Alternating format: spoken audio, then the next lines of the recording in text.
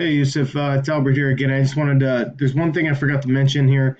Um, so I did notice, because you were referring to input fields on this page, I didn't see any. So I assumed you're talking about these input fields here. Okay, so it looks like you have the name selected, this one selected, and then let's see, let's make sure your button is set correctly. All right, so that's set correctly, but this is not going to show up.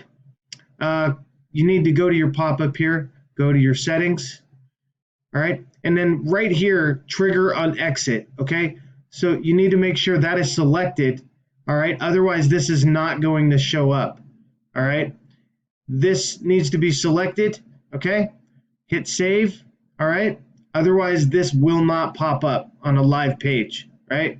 So if we're here on a live page, there's no way, there's nothing triggering that pop-up from populating, okay? Now I'm assuming this is one of the issues that you're referring to as well, okay? All right, so go ahead and do that, and that should fix your issue regarding that. And again, just like I mentioned in the other video,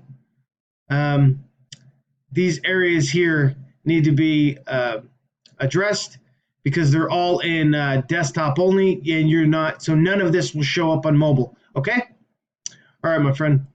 Let's see, and as well as here, right? So you need to go here, go to your settings, and make sure. Let's see. So this is set to all. What is going on? Oh, okay, it's the blue section, is what this is. Your rows here, that's set to all. What is the deal here?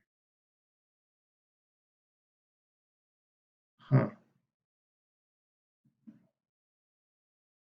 Interesting. Okay, that's this one. Okay, this needs to be set to all. All right. Looked like it was here. Okay. All right. All right. Good time. All right. I hope that helps. All right. Thanks, my friend.